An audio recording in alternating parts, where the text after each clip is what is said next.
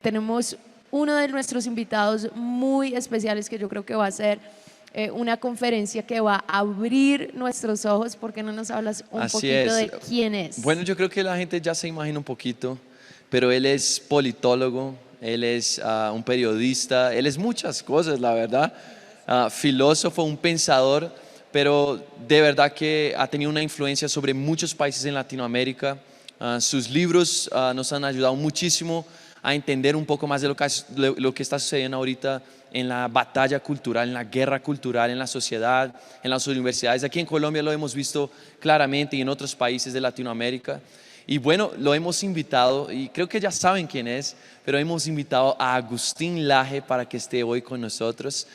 Y él va a estar compartiendo un poquito de un tema muy específico. Saris, la verdad hay muchos temas que él tiene mucho que dar. Yo le dije, te tenemos que traer, es aquí 3 días, pero hay un tema específico que ha creado mucha confusión, que la verdad yo creo que muchos jóvenes no lo ven como malo, lo ven como, ay sí, no, luchemos por los derechos de las mujeres, y yo ahora en el consejo lo veo muchísimo, y es sobre el feminismo. Hay muchas mentiras que nosotros no sabemos, que los cristianos de pronto por no saber no lo ven y piensan que el feminismo es apoyar a las mujeres. Si yo soy mujer, no yo saben tengo el que ser peligro feminismo. que representa para el cristianismo, para lo que nosotros creemos, para cómo la sociedad debe pensar y comportarse. Total. Entonces, bueno, quiero que reciban ahí en sus casas, recibamos con un fuerte aplauso a Agustín Laje. Agustín, bienvenido a nuestra convención Somos Uno. Bueno, muchas gracias, muy buenos días. Ante todo, es un placer estar con ustedes. Les quiero agradecer a las autoridades y a las organizaciones involucradas en este congreso, y efectivamente espero en algún momento poder acompañarlos también presencialmente. Para desarrollar esta conferencia voy a hacer uso de una presentación que espero que permita poder seguir el hilo lógico y, bueno, acompañar gráficamente lo que yo voy a ir comentando. El tema central va a ser el feminismo. Como bien Sara dijo recién, hay un gran problema en la falta de conocimiento, porque hay una gran razón en aquello de que la verdad os hará libres. Quien no conoce es preso de las opiniones de los otros, ¿sí? Vamos a empezar por ahí. Quien no conoce algo está abierto a ser manipulado, está abierto a tener una concepción errónea de las cosas, y teniendo una concepción errónea de las cosas, puede ser, como dije recién, muy bien manipulado, que es lo que está pasando en este momento con la mayoría de las personas, porque es mucho más fácil no estar informado que gastar, por ejemplo, 1 hora de tu vida, como estamos haciendo ahora, para poder informarnos sobre un tema y poder entonces formar libremente nuestra opinión. Yo lo que voy a hacer ahora es brindarles una serie de datos y de, digamos, un repaso crítico de lo que es el feminismo o de lo que son los feminismos a lo largo de la historia, y con ello yo espero que el público que está escuchando esta conferencia pueda armar su propia opinión sobre la materia. Entonces voy a empezar dando compartiendo la pantalla. Yo espero que si hay algún problema técnico, ustedes me avisen. Ahí está compartida la pantalla. A ver, vamos a ver. Ahí estamos. Si no se llegara a ver, ustedes por favor avisen. Ahí vemos bien. Se titula entonces Feminismo, un repaso crítico, ¿sí? Vamos a verlo desde una óptica crítica, que es lo que hoy no existe lamentablemente ni en las universidades, ni en los colegios, ni en los medios de comunicación. Fíjense ustedes que cada vez que se habla de feminismo hay una suerte de acriticismo generalizado. O sea, hay una falta total y completa de pensamiento crítico. Y eso es un gravísimo problema, porque donde todo el mundo dice lo mismo y donde todo el mundo piensa lo mismo, en verdad es que nadie está pensando en absoluto. Bien, yo voy a darles una historia del feminismo. Vamos a ver que feminismos han habido muchos y que hoy el feminismo tiene una especificidad. Les voy adelantando una de las tantas conclusiones a las cuales yo llego. Ustedes pueden llegar conmigo o no, ¿sí? Es decir, acá no hay ninguna imposición. Yo les voy a ir comentando una serie de argumentos históricos y lógicos para tratar de mostrarles que el feminismo no es compatible con el cristianismo y que el feminismo hoy no es compatible con la igualdad y que el feminismo hoy no es compatible con la libertad. Vamos a ir por ese camino. Para eso vamos a empezar con una prehistoria del feminismo, es decir, las raíces del feminismo cuando el feminismo no se llamaba feminismo. Pero ¿dónde estaba esa semillita? Esa semillita estaba en lo que se llaman los siglos del Renacimiento.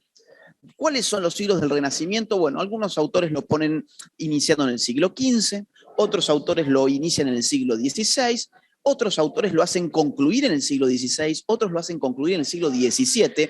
Vamos a decir que más o menos entre el XV y el XVI, o entre el XVI y el XVII, estamos ingresando después de la Edad Media en lo que se llama la época del Renacimiento en Europa. En la época del Renacimiento en Europa, digamos así, siglo XVI, para sintetizar, aparecen las primeras semillas de lo que hoy llamamos feminismo. ¿Sí? Por ejemplo, Christine de Pizan, ya en el siglo XIV, o sea, un siglo antes de los orígenes del Renacimiento, decía: la excelencia o la inferioridad de los seres no residen en sus cuerpos según el sexo, sino en la perfección de sus conductas o virtudes. O sea, nuestros cuerpos no determinan el acceso que nosotros tenemos a la virtud, sino que nosotros podemos desarrollar nuestra virtud independientemente de si somos hombres o mujeres. Ahí ya había claramente un principio de igualdad en el siglo XIV, a las puertas del Renacimiento.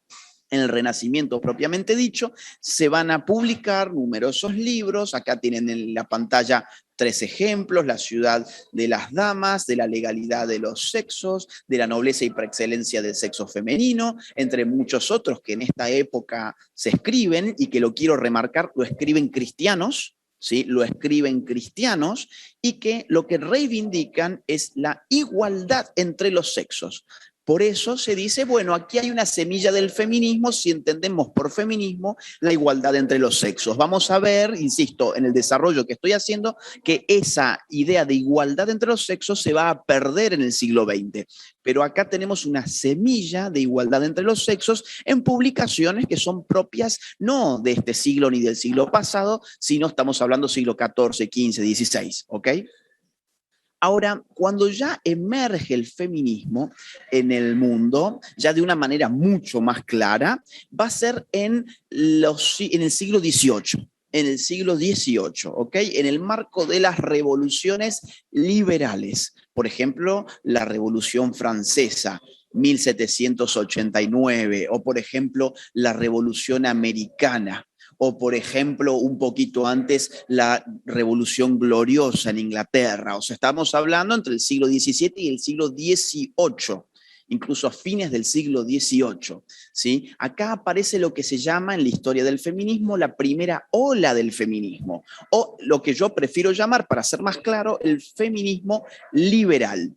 El feminismo liberal se caracterizaba por reivindicar igualdad ante la ley. ¿Qué significa igualdad ante la ley? Pues que la misma normativa legal se aplique a los seres humanos independientemente de sus circunstancias y condiciones particulares. Por ejemplo, que la misma ley rija, digamos así, entre blancos y negros, o sea, independientemente de la raza. O, por ejemplo, entre, hombres o mujeres, o sea, independientemente de los sexos, o por ejemplo, independientemente de la clase social, o sea, independientemente de cuánto dinero yo tengo, que se aplique la misma ley, ¿sí? Que el Estado haga caso omiso de las circunstancias particulares y a que todo el mundo se le aplique la misma ley. Ese es el pilar del liberalismo, la igualdad ante la ley, y por eso hablamos de feminismo liberal, ¿sí? Porque es un feminismo que dice, oigan, nosotros queremos igualdad ante la ley y que frente a la ley las mujeres seamos iguales que los hombres. Acá tenemos muchos ejemplos. por caso Olimpia de Gauche en Francia, después fue decapitada por la revolución, pero ella decía, por ejemplo, la mujer nace libre y permanece igual en derechos al hombre. Y ella escribió por entonces la Declaración de los Derechos de la Mujer y de la Ciudadana, cuyo título emula la famosa Declaración de los Derechos del Hombre y del Ciudadano, que fue el documento arquetípico de la Revolución Francesa de 1789. Olimpia de Gauche terminó decapitada, pero habitualmente se la reconoce como una líder de este feminismo liberal, que quiero aclarar algo que es muy, muy, muy importante. El feminismo liberal de estos siglos no se reconocía a sí mismo como feminismo. Esa palabra feminismo, que hoy lo usamos para tantas cosas, en ese momento no existía, sino que nosotros le adjudicamos esa palabra después de los hechos, ¿sí? A posteriori, no a priori. A posteriori nosotros decimos, bueno, esto fue un feminismo liberal, pero ellas no decían nosotras somos feministas. Ellas decían en todo caso, decían nosotras somos sufragistas. Al feminismo liberal se lo conocía como sufragismo. ¿Por qué? Porque lo que pedían fundamentalmente era el sufragio universal. ¿Qué es el sufragio? Es la posibilidad de votar, es el derecho político a votar. Entonces, somos sufragistas porque queremos que, ya que los hombres ahora han accedido al sufragio universal entre los hombres, universal debiera también contemplar el sufragio de las mujeres. Bueno, ella es Olimpia de Gauche, lo que ustedes están viendo en pantalla fue la Declaración de los Derechos de la Mujer y de la Ciudadana.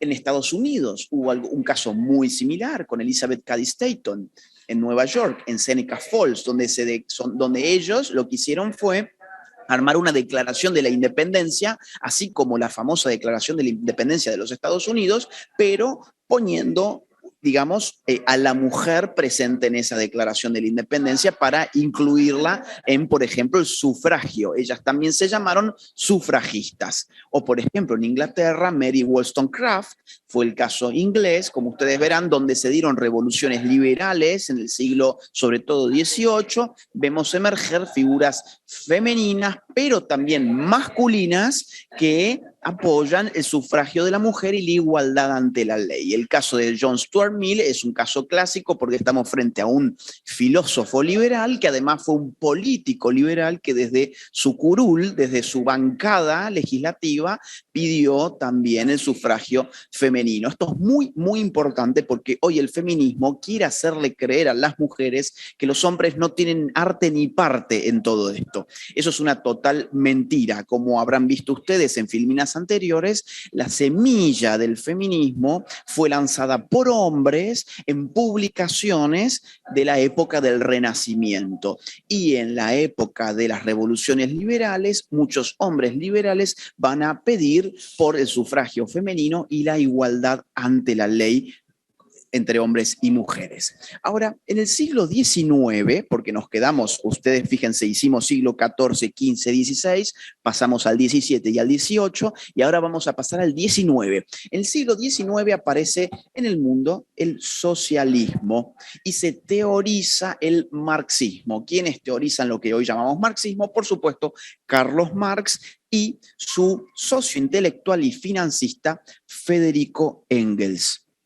Federico Engels tiene un libro del año 1884, que ustedes lo están viendo en pantalla, titulado El origen de la familia, la propiedad privada y el Estado, ¿sí?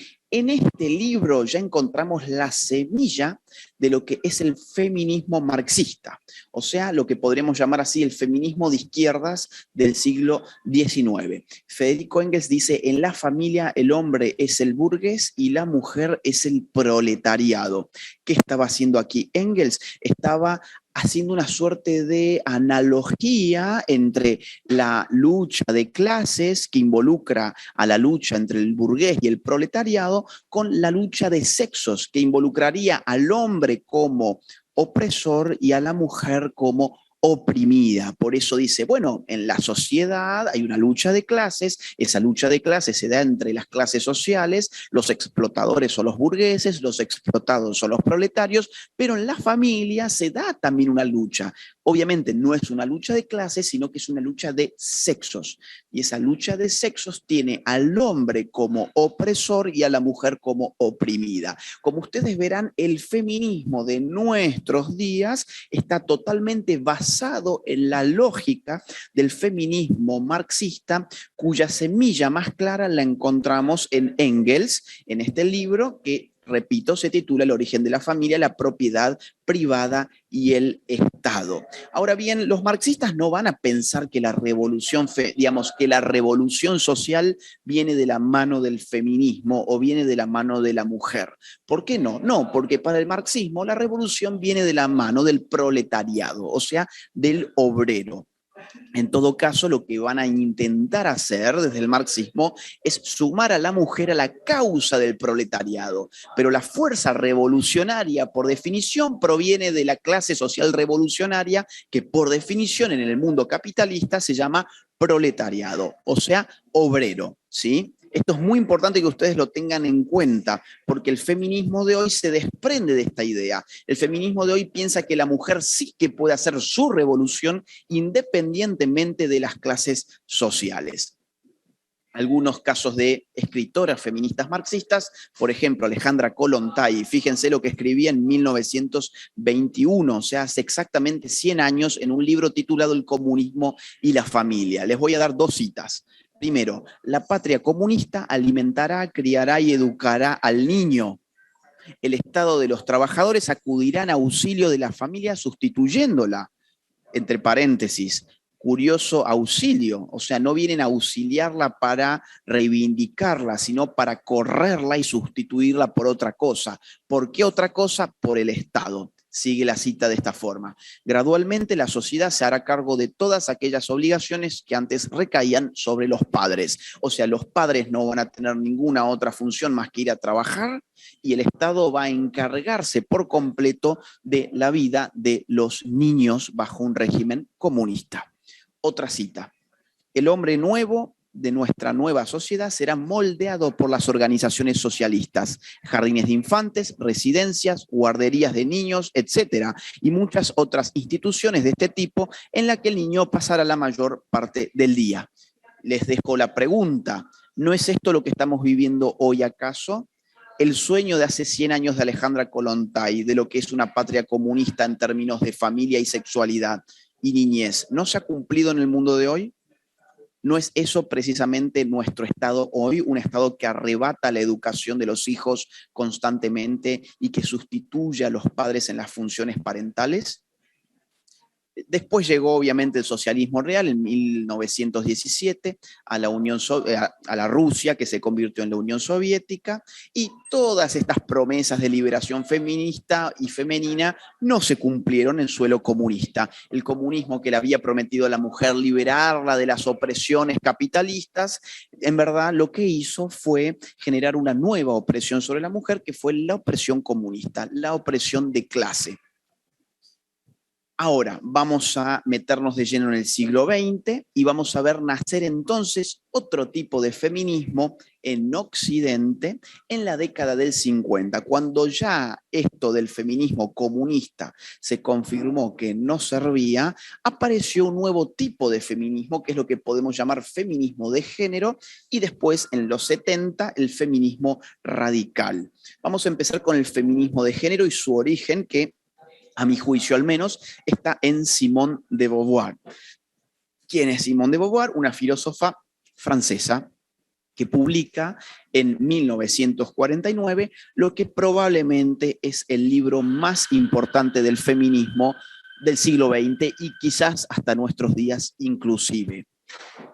El segundo sexo de Simone de Beauvoir ustedes hoy lo pueden encontrar en todas partes, ¿sí? Lo pueden encontrar en cualquier librería y muchas veces está allí en los stands de novedades, como si fuese una novedad, pero no se confundan, no es una novedad, es un libro de fines de la década del 40 del siglo XX que hoy todo el mundo conoce y lo cita y lo dan en las universidades y hablan de los programas de televisión, pero lo cierto es que muy pocas personas en verdad lo han estudiado y lo han leído realmente, ¿sí? De hecho, las feministas habitualmente lo compran y lo tienen como si fuese un adorno en su casa, como si fuese un cuadrito más para exhibir qué buenas feministas que son. Habitualmente no tienen ni la más remota idea de qué dice Simone de Beauvoir en este libro, salvo por una frase que ha pasado al estrellato, una frase a partir de la cual se conoce supuestamente este libro. Muy pocos en verdad la pueden desarrollar porque no conocen el contenido más que la frase, pero la frase en sí misma es célebre. Esa frase dice así: no se nace mujer, llega una a serlo. No se nace mujer, llega una a serlo. ¿Qué significa esta frase? Bueno, los que no comprenden el contenido del libro generalmente piensan que es una frase poética, que es una frase, digamos, que remite a la cronología de la vida de una mujer y que por lo tanto sería una frase muy simpática, donde lo que se dice es: no se nace mujer, llega a serlo, porque la mujer en primero es bebé, después es una niña, después es una adolescente y después se convierte en una mujer, en un sentido cronológico. Bueno, eso es una interpretación totalmente absurda, ¿sí? Es totalmente errada. Simone de Beauvoir nunca quiso decir eso. Lo que quiso decir con no se nace mujer, llega a serlo, es una declaración de tipo metafísica. Es decir, no se nace mujer, nadie nace con una esencia femenina, sino que la feminidad es algo construido y por lo tanto es algo artificial que una sociedad le impone a aquello que llama mujeres. Entonces, la categoría mujer ya no es una categoría natural, ya no es una categoría que está biológicamente determinada, sino que es una categoría artificial, dada por un concepto de feminidad que es contingente, o sea, no es necesario, es contingente, es culturalmente construido. Y si es culturalmente construido, lo podemos deconstruir, palabra clave de nuestros días. ¿Quiénes de ustedes no han escuchado la palabrita deconstrucción y el llamado y el imperativo social actual a deconstruirse? Qué cool que somos, nos deconstruimos. Tenemos que deconstruirnos porque todo lo que somos ha sido una mera construcción que nosotros no hemos elegido. Esa es la idea detrás de todo esto. No se nace mujer, o sea, ninguna mujer trae ninguna esencia. Lo que trae es una existencia y la esencia viene después de la existencia. Aquellos que pensamos que es esencial, en verdad no es esencial, sino que llegamos a hacerlo. Llegamos a hacerlo, pero no lo traemos. Ninguna mujer trae consigo el hecho de ser mujer, porque el hecho de ser mujer se adquiere en una sociedad. Bien, esta es la idea, es un poco compleja, fíjense, la he explicado de varias formas, yo espero que les haya quedado claro. La idea clave detrás de todo esto es que el feminismo de género lo que empieza a hacer es a desnaturalizar el hecho de ser mujer. El hecho de ser mujer empieza a verse como una artificialidad, como una invención. ¿Una invención de quién? ¿Para qué? Bueno, fíjense ustedes el título del libro, El segundo sexo. Si hay un segundo sexo es porque existe un primer sexo. ¿Quién es el primer sexo? Bueno, el primer sexo es el hombre, porque el segundo sexo es la mujer. De eso va este libro, ¿sí? Entonces, es el hombre el que impone a la mujer lo que la mujer debe ser como mujer, y por eso se ha conformado un sistema que habitualmente se lo llama patriarcado.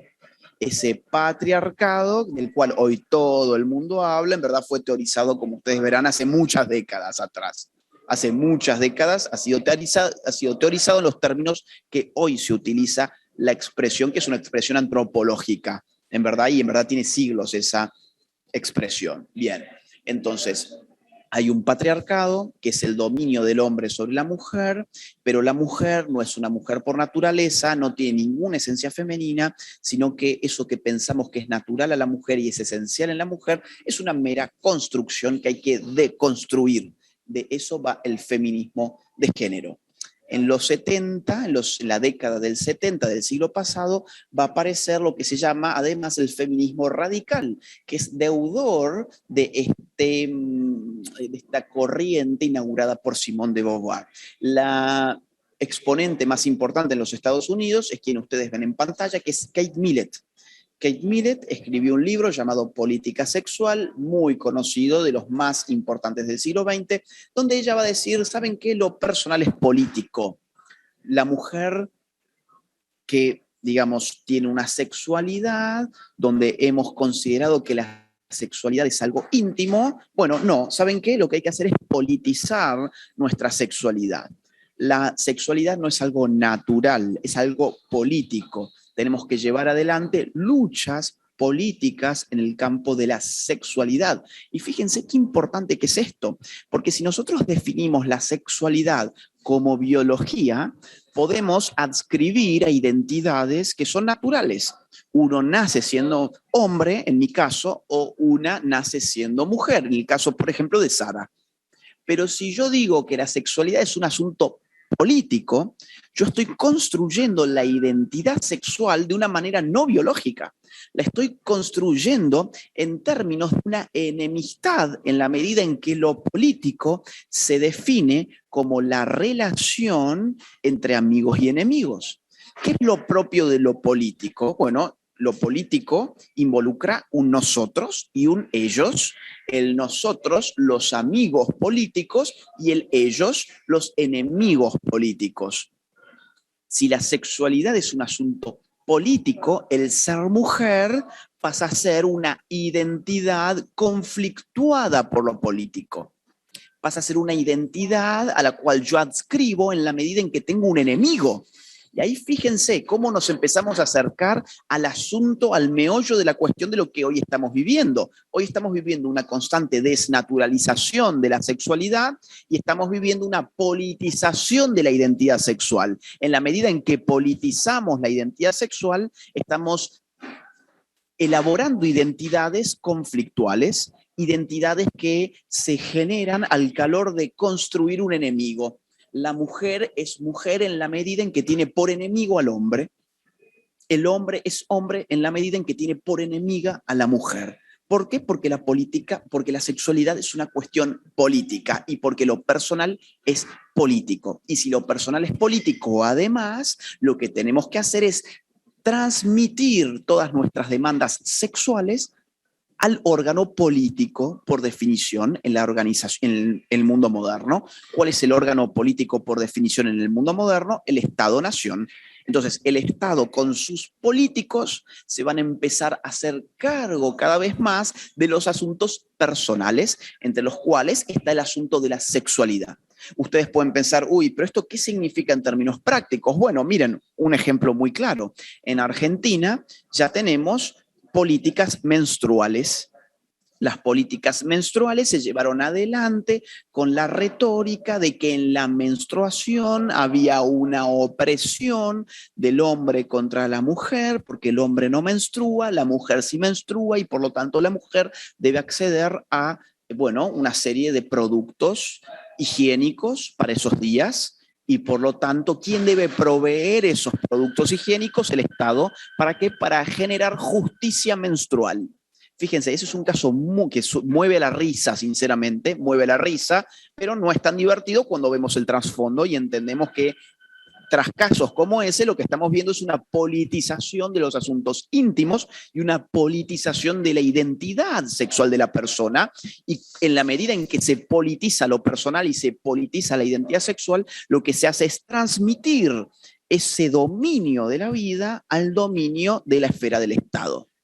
¿Se va entendiendo más o menos? Bueno, espero que sí.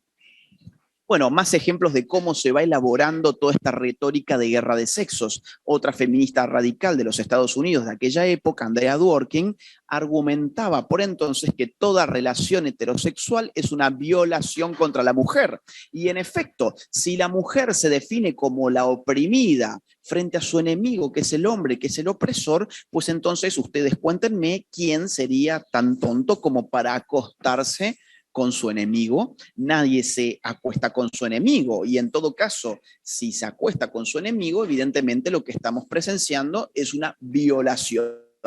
Toda relación heterosexual es una violación contra la mujer. ¿Por qué si la mujer puede consentir? No, dice Andrea Dworkin, es que en verdad no está consintiendo, es que está tan atrapada por el patriarcado, está tan manipulada por el dominio del hombre que ella cree que está consintiendo, pero ella no está consintiendo, ella está siendo violada por el patriarcado. Es muy típico de las ideologías generar estos fantasmas, ¿no? Son fantasmas a los cuales se les achaca toda la responsabilidad y la voluntad. El patriarcado que oprime a las mujeres, el capitalismo que oprime a los obreros, la supremacía blanca que oprime a los negros, etcétera, etcétera, etcétera. La heteronormatividad que oprime a los homosexuales, ¿no? Fíjense ustedes, esto es muy propio de las ideologías. Construir fantasmas impersonales, abstractos, en los cuales explican todo, explican absolutamente todo, y por eso son anticientíficos y son dogmáticos. Otro ejemplo de feminismo radical, para que ustedes vayan viendo que esto no son inventos míos, es lo que ha escrito el feminismo en estos siglos, de lo que estamos repasando muy rápidamente ahora. Shulamit Firestone de Canadá en los 70 publica un libro muy, muy importante que hoy se está estudiando muchísimo en las universidades, que es La dialéctica del sexo. La dialéctica del sexo tiene un programa práctico y ustedes vayan pensando si a ustedes les parece que esto es compatible con el cristianismo, por favor. Si les parece que no es compatible con el cristianismo y ustedes hasta el día de hoy creían que sí lo era, pues yo los invito entonces a revisar esa postura. Programa, 4 puntos tiene el feminismo radical canadiense con Shulamit Firestone a la cabeza. Primero, abolir la función reproductiva de la mujer con arreglo a las tecnologías de la reproducción artificial y la legalización del aborto. Segundo, lograr la absoluta independencia económica de mujeres y niños, lo cual supone abandonar la economía capitalista e instaurar el socialismo. Tercero, incluir a mujeres y niños en todos los aspectos de la sociedad, destruyendo la distinción cultural hombre-mujer, niño-adulto. O sea, no solamente se propone el feminismo radical destruir la distinción hombre-mujer. A ver, entre paréntesis, ¿por qué se piensan ustedes que el feminismo hoy lo que le ofrece a la mujer en verdad es una sistemática virilización de la identidad femenina? ¿Y por qué se piensan ustedes que lo que se le ofrece al hombre cada vez más es una constante, digamos, amaneramiento? Un amaneramiento de sus conductas, una desvirilización de su identidad. Bueno, porque lo que están intentando es destruir la distinción cultural, supuestamente hombre-mujer, pero también la distinción niño-adulto. La distinción niño-adulto también están intentando destruirla y por lo tanto el punto 4 de este programa es lograr la libertad de todas las mujeres y niños para hacer lo que sea que deseen sexualmente. Los niños podrán, por ejemplo, consentir relaciones sexuales con adultos. Más aún, una cita textual. Después de unas pocas generaciones, las relaciones entre personas de edades muy dispares se convertirán en algo común. O sea, luego de que se aplique este programa, ¿sí? Se van a convertir en algo común. El concepto de infancia ha sido abolido, los niños tienen plenos derechos legales, sexuales y económicos. Durante los pocos años de infancia hemos reemplazado la psicológicamente destructiva paternidad de 1 o 2 adultos arbitrarios. Las relaciones con niños incluirán tanto sexo genital como el niño sea capaz de recibir, probablemente y considerablemente más de lo que ahora creemos, porque el sexo genital ya no sería el foco central de la relación, pues la falta de orgasmo no presentaría un problema grave. El tabú de las relaciones adulto-niño y homosexuales desaparecerían. Yo sé que esto es duro de escuchar, yo sé que el lenguaje puede escandalizar, pero es bueno que todos ustedes empiecen a informarse de lo que va el feminismo desde mitad del siglo XX hasta nuestros días. Este libro... A ver, esta no es una tuitera, esta no es una youtuber, esta es una académica que tiene un libro que se llama La dialéctica del sexo y que hoy es estudiado en nuestras universidades y que hoy constituye una de las principales literaturas del feminismo contemporáneo. A partir de Shulamit Firestone y de este feminismo, además, se abre una agenda muy, muy importante, que es la agenda abortista. Claro, si ustedes ven, voy a ir para atrás, la primera demanda es abolir la función reproductiva de la mujer con arreglo a las tecnologías de la reproducción artificial y la legalización del aborto. Lo que el feminismo empieza a decir es, bueno, uno de los asuntos por los cuales nosotros somos oprimidas es que somos diferentes a los hombres. ¿Y qué nos diferencia grandemente de los hombres, significativamente de los hombres? ¡Wow! Nuestro rol en la sexualidad. Por ejemplo, nosotras parimos, nosotras nos embarazamos, nuestros cuerpos generan modificaciones cuando estamos embarazadas. Bueno, entonces el tema de la reproducción se va a convertir en un tema fundamental para el feminismo del siglo XX y, por supuesto, para el feminismo de nuestros tiempos. Ustedes habrán escuchado esto, mi cuerpo, mi decisión. Bueno, viene desde entonces. Esto no es algo nuevo. En absoluto es algo nuevo. Mi cuerpo, mi decisión viene de hace muchas décadas. Lo que pasa es que, insisto, otra vez como empecé, la verdad os hará libres, ¿sí? O sea, la gente hoy ignora todo esto porque no tiene la voluntad de ponerse a estudiar. Tiene la voluntad de seguir como ganado lo que escucha en la televisión o lo que ven en la farándula, nada más. Si se pusieran a leer y a estudiar estos temas, encontrarían que esto en verdad viene desde hace mucho tiempo y que constituye todo un programa ideológico político. Mi cuerpo, mi decisión. Bueno, la primera respuesta que yo daría frente a esto es que es cierto, es tu cuerpo, pero uno con su cuerpo no puede hacer lo que se le venga en gana. Yo no puedo decir, bueno, como es mi cuerpo, yo con mi cuerpo puedo tomar la decisión de meter una trompada, ¿sí? Meter un puñete en la cara de otra persona. Bueno, ¿por qué? Bueno, pues yo tengo la libertad de elegir qué hago con mi cuerpo. Yo puedo elegir mover el brazo bruscamente sobre la cara de otra persona con mi mano cerrada. No, no podés. ¿Por qué? Bueno, porque el uso de tu cuerpo en la sociedad civilizada tiene límites. No, bueno, yo quiero ingresar en la bóveda de seguridad del banco. Es mi cuerpo, es mi decisión. Yo quiero mover mis piernas hacia la caja de seguridad del banco y después quiero agarrar y como esta es mi mano y es mi decisión, quiero sacar los billetes y ponerlos en mi bolsillo. Bueno, no podés. ¿Por qué si no era que era mi cuerpo y mi decisión? No, bueno, ahí viene el punto. Ahí viene el punto. La vida en sociedad implica limitaciones a lo que podemos hacer con nuestros cuerpos. ¿En qué consisten esas limitaciones? En lo que llamamos los derechos de los demás.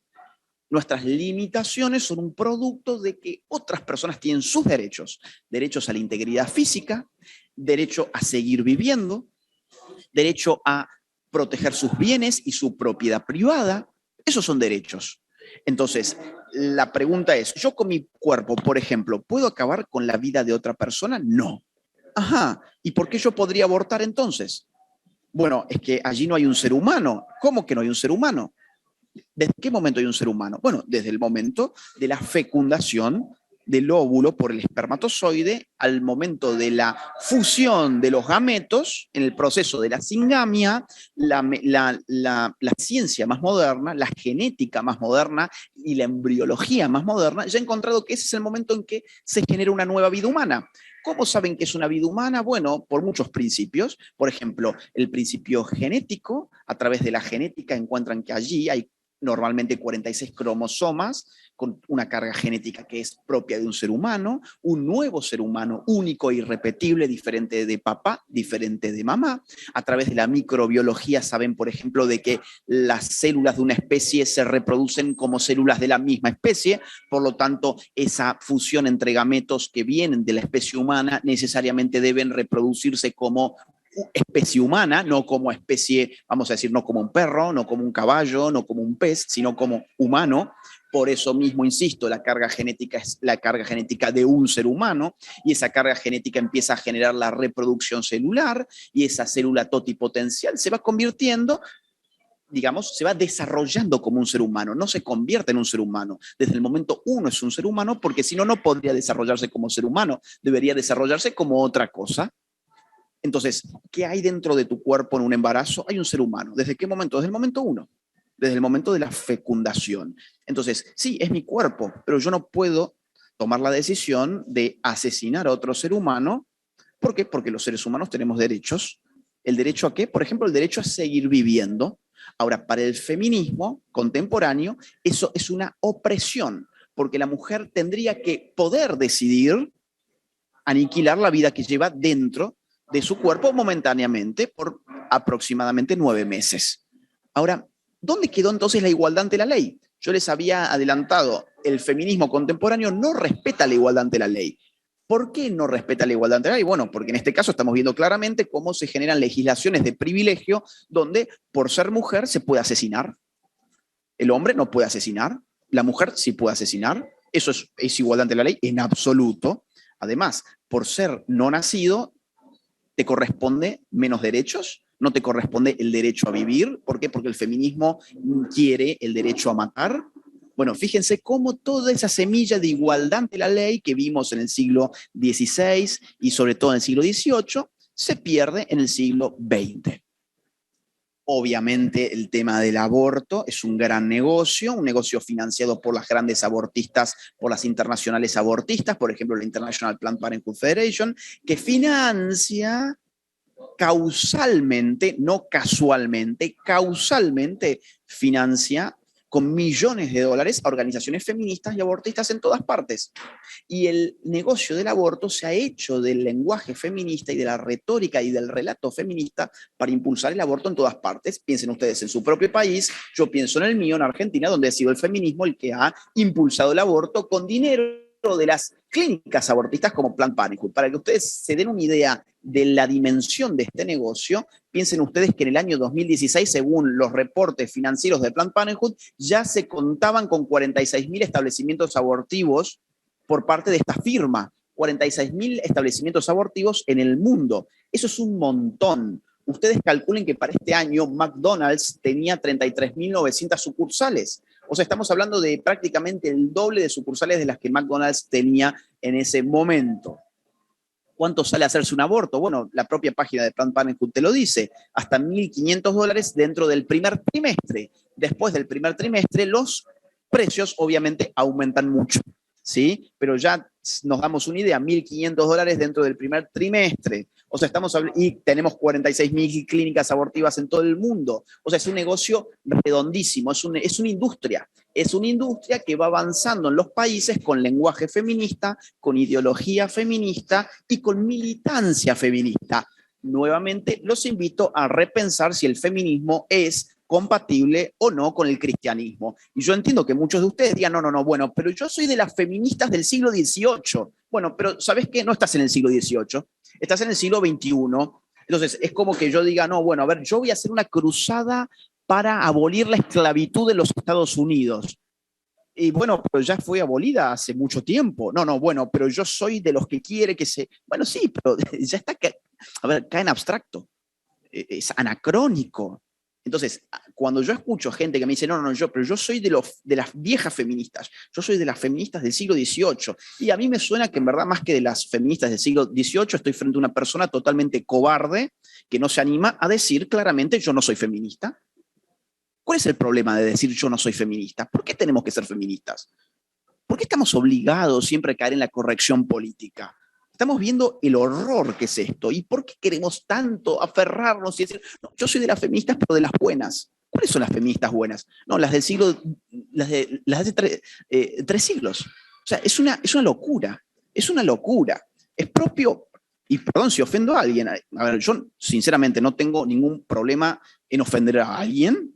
Es decir, si yo tuviese que evitar que la gente se ofenda, directamente yo no podría decir nada.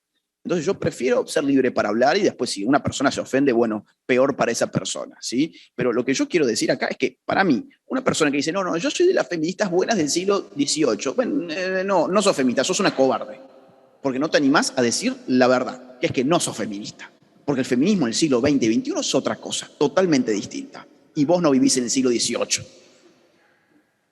Fíjense que también el aborto empieza a ser una... demanda globalista que empieza a imponerse a través de Naciones Unidas.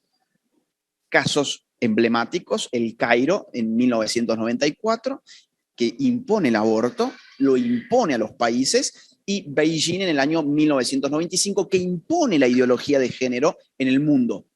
Si están interesados en esto, busquen estos documentos, léanlos y van a ver lo que van a encontrar ahí. La ONU imponiéndole a todos los países del mundo el aborto en 1994 en el Cairo y la ideología de género en Beijing 1995.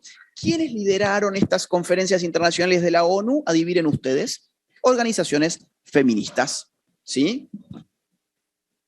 Vamos a avanzar un poquito más. Década del 80, nos quedamos en la década del 70 recién a nivel teórico. Vamos a volver, década del 80. Monique Wittig, una francesa muy importante, radicaliza las posiciones de Simone de Beauvoir. Ella va a decir, bueno, miren, Todas estamos siguiendo la línea de Simone de Beauvoir, no se nace mujer, llega a hacerlo, pero vamos a transmitir esto de forma mucho más clara. Si no se nace mujer, llega a hacerlo, hay que declarar de una buena vez por todas que la mujer no existe.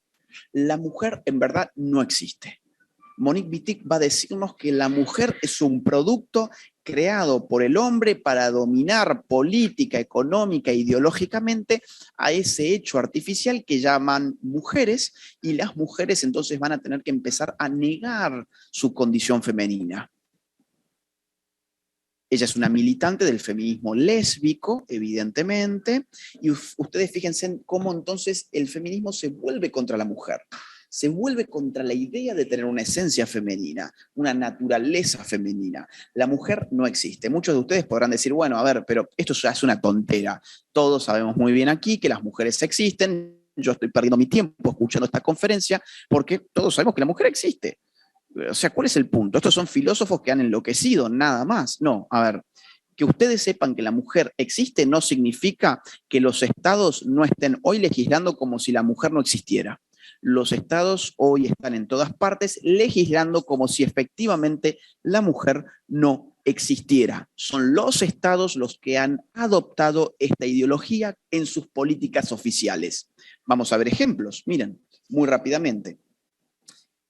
En Argentina, en el norte de Argentina, un señor llamado Sergio cumple, esto fue en el año 2018, en el año 2018 Sergio cumplió 60 años y se dio con que las mujeres en Argentina se jubilan a los 60 años y los hombres se jubilan a los 65 años. Entonces Sergio, muy astutamente, dijo, bueno, a ver, el Estado hace rato que me dice que ser hombre o ser mujer depende de la construcción, la autoconstrucción, la identidad de género, etcétera. Y como no se nace mujer, sino que llega a hacerlo, pues entonces yo he llegado también a ser una mujer. Entonces yo ya no soy más Sergio, yo ahora soy Sergia, quiero mi documento nacional de identidad como mujer, y entonces el Estado se lo dio y Sergio, o ahora mejor dicho Sergia, se jubiló 5 años antes de lo que la ley marca para los hombres. En Argentina también hemos tenido muchos problemas en los deportes, donde transexuales, travestis y transgéneros se han metido en ligas femeninas y estos casos muchas veces han llegado a la justicia, porque las mujeres de los equipos rivales no querían jugar con hombres y la justicia argentina terminó fallando siempre a favor de estos hombres que se autoperciben mujeres y que quieren jugar a deportes con mujeres. Obviamente con una ventaja deportiva inconmensurable. Fíjense que también incluso en el fútbol, ¿no? Tenemos casos, como ustedes ven ahora mismo en pantalla. Un adolescente transexual gana una competición en la categoría femenina de atletismo en Estados Unidos. Un hombre transgénero campeona de levantamiento de peso en Australia. Ahora recientemente este trans estuvo compitiendo también en los Juegos Olímpicos. Es decir, esto habilita la idea de que no se nace mujer, llega a hacerlo, o que la mujer no existe, habilita que los hombres empiecen a meterse en los espacios que están concebidos para mujeres. De triunfar en el balonmano masculino, jugar al fútbol femenino australiano. Hay casos por todas partes. Ángela Ponce, incluso en Miss Universo, Miss España fue una transexual, un hombre que se autopercibe mujer y que se ha hecho un par de cirugías estéticas y llegó a representar a la mujer española en Miss Universo. Histórico, 2 mujeres trans serán candidatas a la reina de la vendimia, esto es en Argentina, es decir, está pasando en certámenes de belleza en todas partes. Bueno, certámenes de belleza es una forma de decir, porque esos certámenes, como verán ustedes, lejos de ser bellos, son cada vez más espantosos. Y fíjense ustedes que digamos, todo esto que puede resultar más o menos anecdótico, ay, bueno, el tipo que se cambió el sexo para jubilarse antes, los certámenes de belleza, los deportes, bueno, se pone un poquito más feo si analizamos, por ejemplo, casos como las cárceles. Estamos viviendo en muchos países, incluido el mío, casos donde los presos se empiezan a pasar a las celdas de mujeres. Este caso es puntualmente de Estados Unidos. Son 2 noticias separadas por 6 meses de distancia. La primera dice así: trasladan a un violador a una cárcel de mujeres tras su cambio de sexo. 6 meses más tarde, aíslan por conducta obscena a un violador transgénero que cumple pena en una cárcel femenina. Evidentemente, es lo que iba a pasar. El Mundo de España nos informa que un violador dice ser transgénero para ir a una cárcel de mujeres y abusa de 4 mujeres. Obviamente esto ustedes no se han enterado por otros lugares porque los medios de comunicación tratan de no cubrir estas noticias y la militancia feminista no dice absolutamente nada sobre estos casos. Violadores convictos se declaran mujeres para ir a cárceles femeninas y lo consiguen. El caso inglés, fíjense que no son excepciones, está pasando en todas partes. Este caso es de Argentina y puntualmente de mi ciudad, Córdoba. Un preso que cambió de cárcel porque se autopercibió mujer dejó embarazada a otra reclusa en Córdoba. Lo más curioso es que ese preso estaba detenido por una causa de violencia de género, o sea, por haber agredido a una mujer. Y ese mismo preso que agredió a una mujer, por decir en la cárcel que él en verdad era también una mujer, lo pasaron a una celda con mujeres y terminó dejando embarazada a una reclusa. El feminismo en Argentina no dijo nada.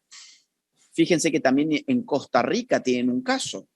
Un travesti vapuleó con un garrote e intentó violar a una presa después de haberlo pasado el servicio penitenciario a la celda de mujeres. Bien, esos son ejemplos, una pequeña casuística, hay infinitos ejemplos, pero obviamente tenemos poquito tiempo, así que yo estoy yendo muy rápido, dando simplemente una píldora. Bien. Vamos a la década del 90, nos quedamos en los 80, ¿se acuerdan? Con Monique Wittig. Vamos a los 90 con Judith Butler. Judith Butler en los 90 va a decir, ¿saben qué? El sexo siempre... A ver, Judith Butler, para que sepan, es una filósofa californiana, es una filósofa de los Estados Unidos, la más importante ideóloga de género con vida hoy en día. Judith Butler, no se olviden ese nombre. Ella tiene un libro llamado El género en disputa de la década del 90, donde resume su tesis de esta forma. El sexo siempre fue género, con el resultado de que la distinción entre sexo y género no existe como tal. Lo vuelvo a leer porque parece un trabalenguas. El sexo siempre fue género, con el resultado de que la distinción entre sexo y género no existe como tal. Acá tenemos 2 palabras involucradas, sexo por un lado y género por otro. Vamos a entender qué es cada una. El sexo es la dimensión biológica de nuestra sexualidad. El sexo, por ejemplo, remite a nuestra genitalidad, a nuestros cromosomas, a nuestras hormonas, a nuestros caracteres sexuales secundarios, etc. Eso es sexo. Ustedes hagan mentalmente sexo igual biología. ¿Qué es el género? Bueno, el género es la palabrita que se han inventado en esos años, en la década del 80 y del 90, para denominar las características culturales de nuestra sexualidad. Claro, evidentemente, los hombres, como animales culturales y simbólicos que somos, enriquecemos nuestra sexualidad de manera cultural y simbólica. Por ejemplo, no sé, el hecho de que las mujeres usen zapatos de tacón no es una característica natural, no viene dada por su genética, por ejemplo. El hecho de que las mujeres tiendan a usar a veces zapatos de tacón es un arreglo cultural, es una característica cultural. Y eso es lo que le empezaron a llamar género. O, por ejemplo, la diferencia de roles, el hecho de que los hombres se aboquen a ciertas profesiones o ciertos trabajos y las mujeres a otros, puede ser visto como arreglos culturales, ¿sí? Ahora, y a eso lo llamaron género. Lo que nosotros tenemos que tener en mente para entender bien esto es que la cultura y la naturaleza no van por caminos separados. La cultura y la naturaleza son dimensiones que están interrelacionadas, ¿sí? Por ejemplo, yo recién les daba el caso de los trabajos. Vamos a poner, por caso, los trabajos de construcción. Los constructores. ¿Por qué tienen a ser hombres?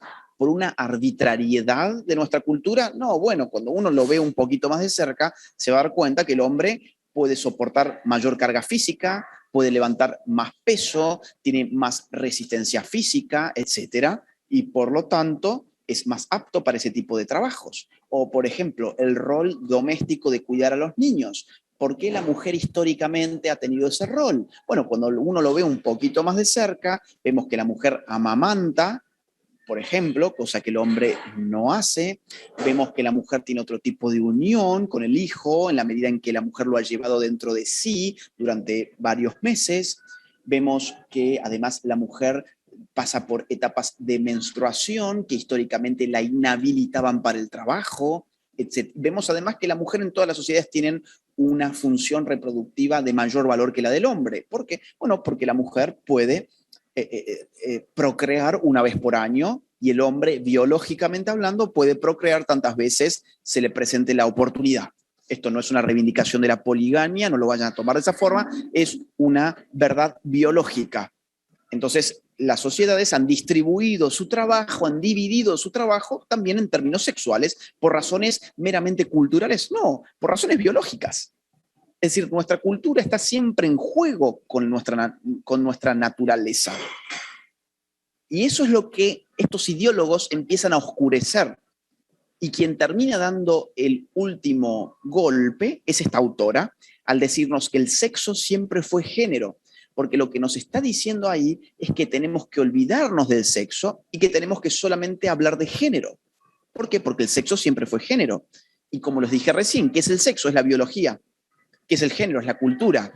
Si nos olvidamos de la biología y pasamos a poner la cultura en el centro, llegamos a la conclusión de que es la cultura la que nos brinda una identidad sexual. Pero como nosotros no hemos hecho esta cultura, sino que nosotros nacemos en una cultura que no hemos hecho, esta cultura es opresiva. Tenemos que deconstruir esa cultura opresiva, machista, patriarcal, heteronormativa, transfóbica, etcétera, para autoconstruir nuestra propia identidad. Por eso estas ideologías son una rebelión contra la naturaleza, una rebelión contra la propia cultura, la propia sociedad, y una rebelión, ¿saben contra qué? Contra la idea de creación, contra la idea de que nosotros hemos sido creados. El hombre lo que hace en aceptando estas ideologías es ponerse él mismo en el lugar del creador. Rechaza su cuerpo, rechaza su sociedad, rechaza su cultura y pasa a construirse él mismo en el creador. Entonces, la ideología de género es una rebelión en estos términos. Fíjense que otra ideóloga ya de estos últimos años, es la más conocida en el mundo hispanohablante, ella es de España, Beatriz Preciado. Bueno, tiene varios libros, entre ellos El Manifiesto Contrasexual es uno de los más conocidos, es una ideóloga también que va en esta misma línea, y les voy a leer una cita de ellas. Dice: los hombres y las mujeres son construcciones del sistema heterosexual de producción y reproducción que autoriza el sometimiento de las mujeres como fuerza de trabajo sexual y como medio de reproducción. Ahí ven ustedes esa línea, ese hilo conductor entre feminismo, homosexualidad y abortismo, ¿sí? O sea, la mujer ha sido sometida como una fuerza de reproducción. Por lo tanto, la mujer tiene que hacerse cargo de la reproducción, eligiendo qué hacer con el fruto de la reproducción. O sea, por ejemplo, pudiendo matar a su propio hijo. Y somos construcciones de un sistema, no tenemos una biología. O sea, acá está clarísimo todo lo que les he estado explicando hasta ahora. Dice, sigue así: la contrasexualidad, que es su propuesta, es su rebelión, ¿sí? La rebelión de la ideología de género. La contrasexualidad apunta a sustituir ese contrato social que denominamos naturaleza. O sea, la naturaleza no existe. La naturaleza es meramente un contrato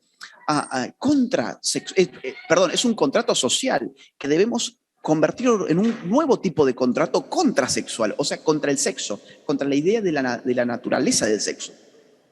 En este nuevo contrato, o sea, en el contrato de los ideólogos de género, en este nuevo contrato, los cuerpos no se reconocen como hombres o mujeres, sino como cuerpos hablantes. Por eso yo les decía recién, esto es una rebelión contra el propio cuerpo, contra la propia identidad de uno mismo en términos sexuales. Ya no hay más hombres, ya no hay más mujeres, hay simplemente cuerpos hablantes. Les voy a poner un ejemplo para que esto se entienda. ¿Por qué ustedes creen que cada día tenemos nuevos géneros? Porque al multiplicar esos nuevos géneros, lo que hacemos es ir deconstruyendo la idea de que tenemos una naturaleza. Cada uno va eligiendo lo que es. Una filósofa más les doy, y tengo que ir cerrando en breve, porque se va a cumplir la hora. Leonor Silvestri. Fíjense, ella es muy radical. Pero de esto va el feminismo contemporáneo. Ella llama a borrar las denominaciones masculino y femenino según estén conforme a las categorías de asignación biopolítica varón-mujer. O sea, hay que borrar esa idea de que lo masculino y lo femenino se corresponde a varón y mujer.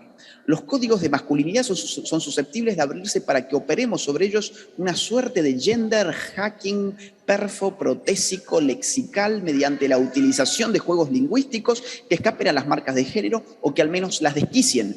Proliferar hasta el absurdo las anomalías psicosexuales. Hay que empezar a proliferar hasta el absurdo las anomalías. Todo lo que sea anómalo hay que presentarlo como normal y como multiplicado. Por eso la sigla LGBT se ha ido amplificando. LGBT, LGBTI, LGBTIQ, LGBTTQI, LGBTTQI+, ¿no? Irla amplificando hasta el absurdo para deconstruir la idea de que hay algo masculino y femenino. El mundo, fíjense acá la enemistad y el conflicto radical se puede ver muy claramente en esta cita. El mundo les pertenece a los héteros, o sea, a los heterosexuales. El mundo les pertenece a los héteros que alardean esa libertad en nuestras caras. ¿Por qué tienen que venir a nuestros cumpleaños, nuestras fiestas, nuestros rituales, nuestras marchas, nuestras ceremonias? No queremos tolerarlos ni aceptamos su asquerosa dádiva gay-friendly llamada apoyo, integración, respeto y diversidad. No los queremos a ellos. El mundo les pertenece a los héteros y estamos en guerra contra su régimen. Esto es apología de la violencia. Vamos a devolver el ataque, vamos a combatir al enemigo con nuestra violencia. El mundo le pertenece a los héteros y no lo cederán voluntariamente. Habremos de tomarlo por la fuerza, habremos de forzarles el culo para que lo abran. Sin palabras. A ver, cuando ustedes ven en la televisión esas imágenes violentas donde atacan iglesias, incendian cosas, atacan nuestras estatuas públicas de nuestros próceres, los monumentos públicos, con todo ese odio, bueno, es que está teorizado de esta forma. Sus principales filósofos les escriben estas cosas. Finalmente, 5 minutos más, si tenemos. ¿Cómo resistir? ¿Cómo resistir? Si has llegado a la conclusión de que el feminismo hoy no es algo bueno, si vos crees que todo esto que hemos estado hablando no es algo bueno, la pregunta obligatoria es ¿cómo resistir? Mi primer consejo es dejar de ser eso que ven en pantalla, esos caracteres tan extraños, son caracteres griegos antiguos. Esa palabra en griego antiguo significa idiota. Hay que dejar de ser idiota. Pero cuidado, no se piensen que los estoy insultando.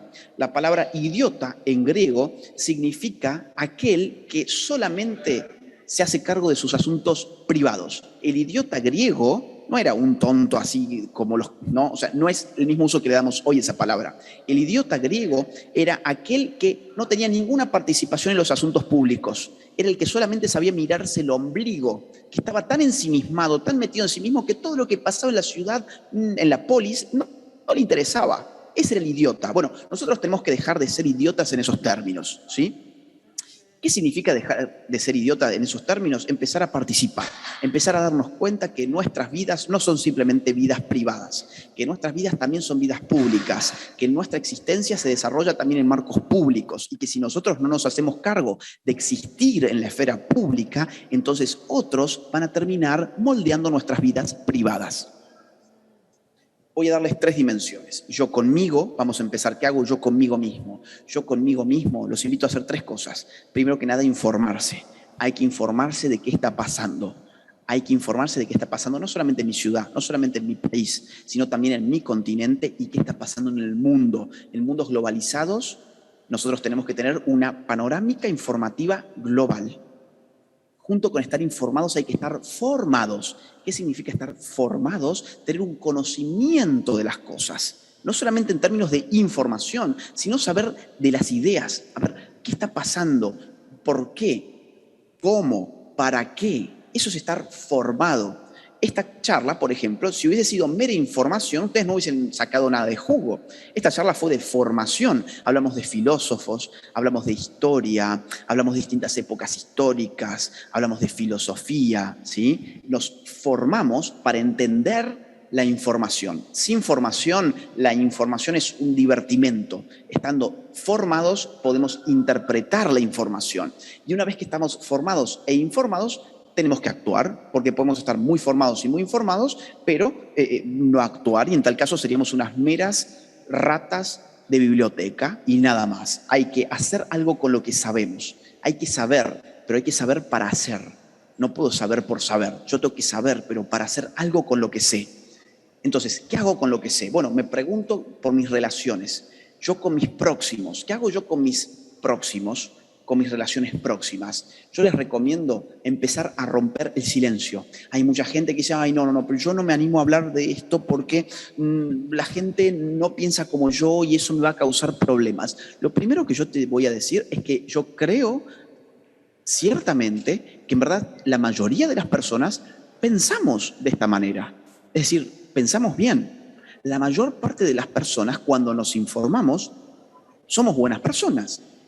Entonces, no animarse a hablar es lo que le pueden estar pasando hoy a una mayoría de personas, que precisamente por no animarse a hablar, se están perdiendo de la oportunidad de romper esa espiral del silencio y estamos todos autocensurados, todos pensando, ay, no, yo seguramente voy a ofender a alguien, entonces mejor no hago este posteo de Facebook, no digo esto por Twitter, no posteo esto en Instagram. Yo pienso así y voy a seguir pensando así, pero no lo voy a decir mejor. No, te invito a que empieces a hablar, porque cuando empieces a hablar vas a ver que muchas personas a tu alrededor van a empezar a animarse ellas también a hablar. Vas a poder contagiar esa valentía de hablar y de ser políticamente incorrecto. Entonces, empezar a hablar con quiénes, con la familia primero en principal, pero también con los amigos, con los compañeros de la escuela, con los compañeros de la universidad, con los compañeros del trabajo, si la ocasión se da, etcétera. Con la familia, bueno, con la familia es muy, muy importante. No puede ser que nuestras familias que los padres de familia no acepten como un rol fundamental de ellos educar a sus hijos. Las familias se han convertido en hoteles de lujo.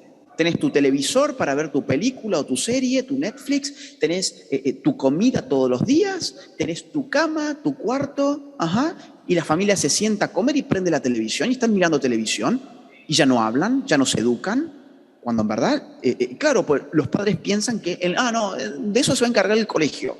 No, el colegio no se va a encargar de eso.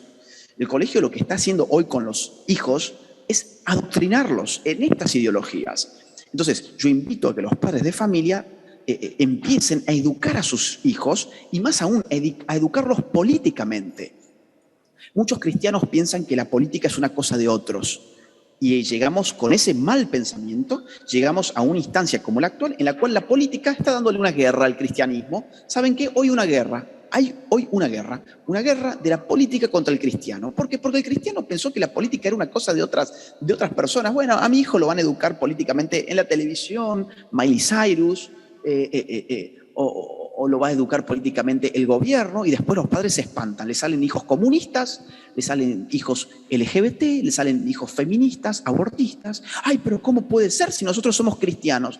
¿Y cuándo vos te dedicaste a educar políticamente a tu hijo? No, yo solamente le dije que leyera la Biblia. Bueno, digamos que está muy bien eso, pero si no lo educaste políticamente, te lo adoctrinaron políticamente y ahora resulta que tu hijo ha pasado incluso más aún a odiar la Biblia.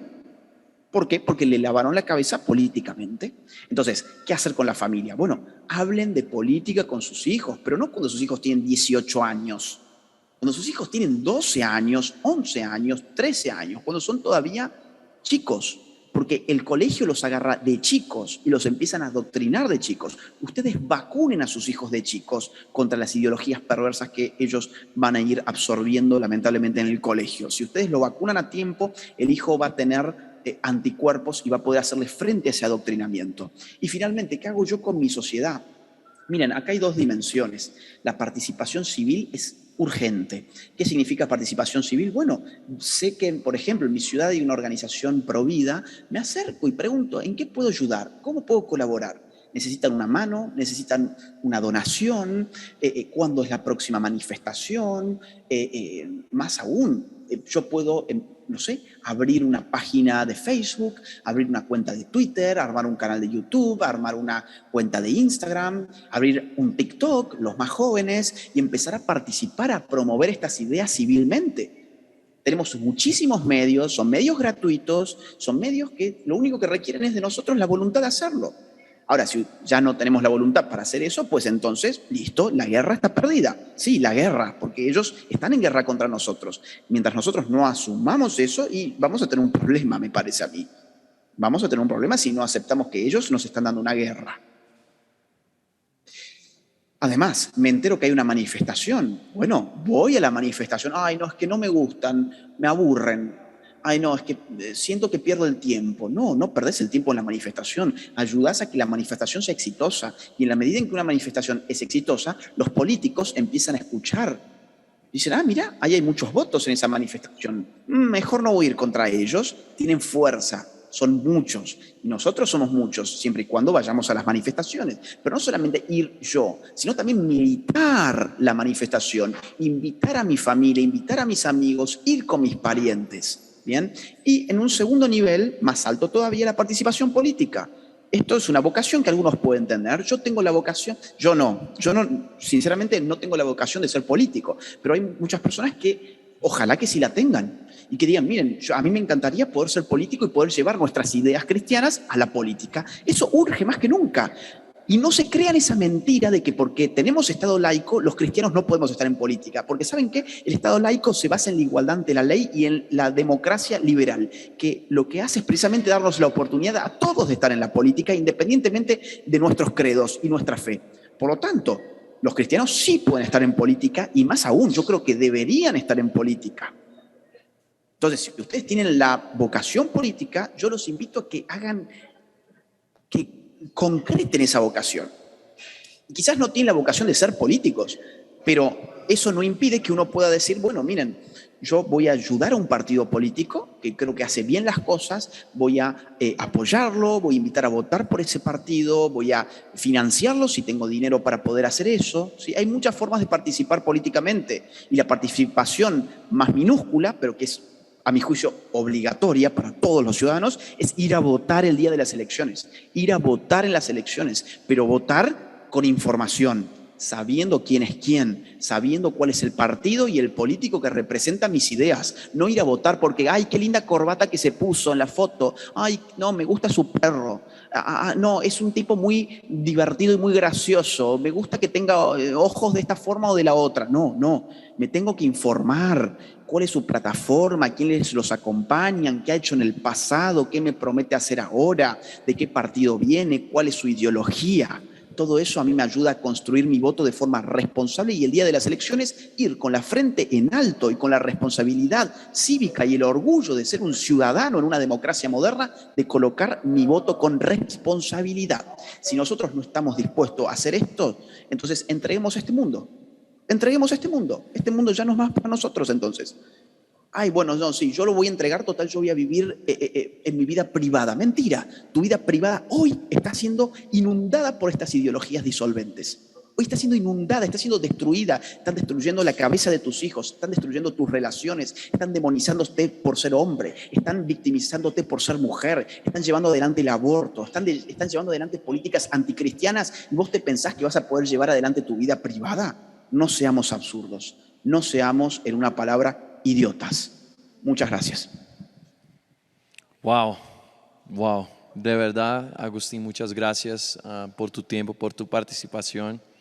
Creo que ese es el momento en que uno realmente dice, ¿qué se me estaba enseñando? ¿Qué se me estaba diciendo? Y uno puede, delante de los hechos, delante de datos reales, uno puede tomar su decisión. ¿Qué lado voy a tomar? ¿Cuál va a ser mi decisión? Y a partir de ahora, ¿qué voy a hacer? Y me encantaba cómo terminaste.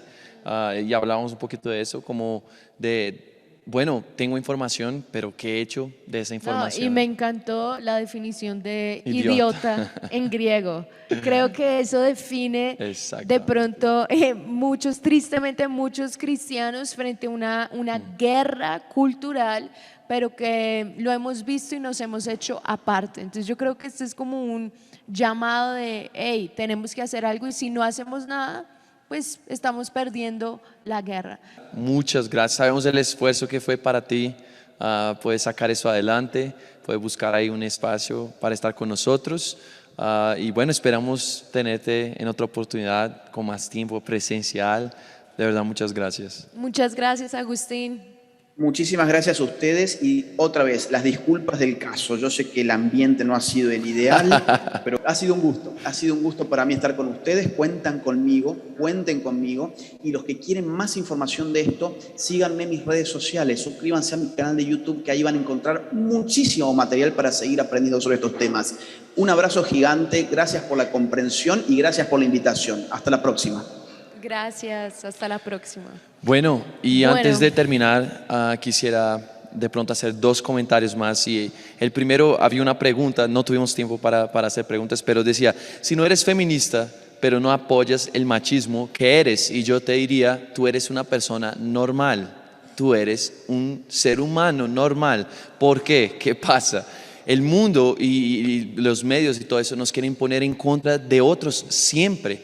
Entonces está No somos el enemigos, sí, que ahora heterosexual en contra del homosexual. Entonces tú eres una persona y si tú no eres feminista, eres machista. Eso no es verdad, eso no es verdad. Acabamos de darnos cuenta que no es verdad. Tú no eres feminista, tampoco eres machista. No, entonces si tú no hablas en contra del racismo y que ese es racista y que no sé qué, no sé qué, no sé qué, entonces tú eres alguien que odia a los negros.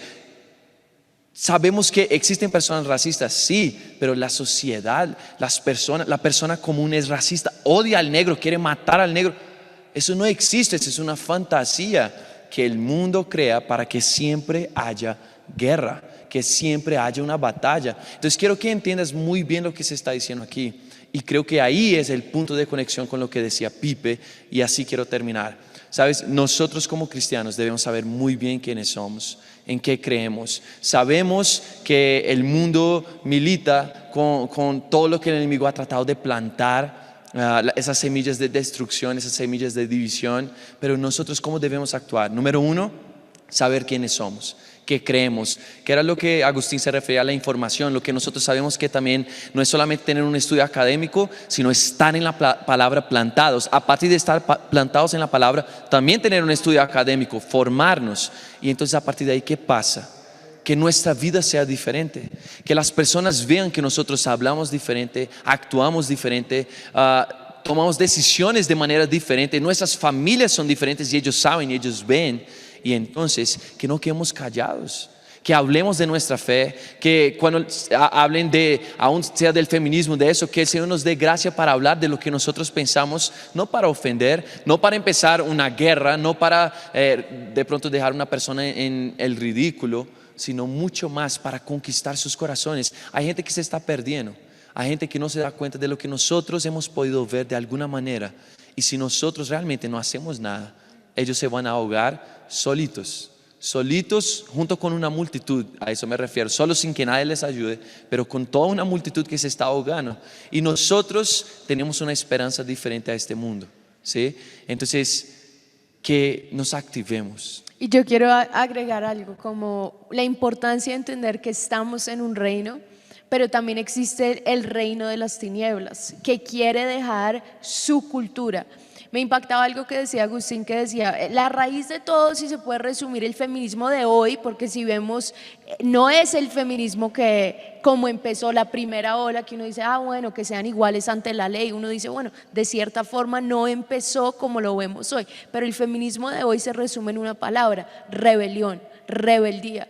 Y cuando uno ve en la Biblia cuál es la cultura de las tinieblas, cuál es la cultura del diablo, qué es lo que él quiere sembrar, desde el principio de todo, él causó una rebeldía en los cielos, donde una tercera parte de los ángeles se rebeló contra Dios. Es su naturaleza. Entonces, ¿es compatible eso con el cristianismo? No. Si yo soy un hijo de Dios, si yo soy seguidor de su reino, no es compatible. Uno no puede ser cristiano y apoyar el aborto. Uno no puede ser cristiano y apoyar el feminismo de hoy. Entonces uno tiene que saber muy bien cuáles son mis principios, y en este mundo que está representando esa cultura, saber posicionarme, pero no para, como decía Lau, para yo gané, no, sino en amor. Ahí vamos a lo que hablamos ayer con Francis Chan, cómo nosotros mostramos nuestra cultura en amor. Eso es lo que nos hace diferentes. Entonces, bueno, creo que ha sido una mañana muy chévere, mucha información.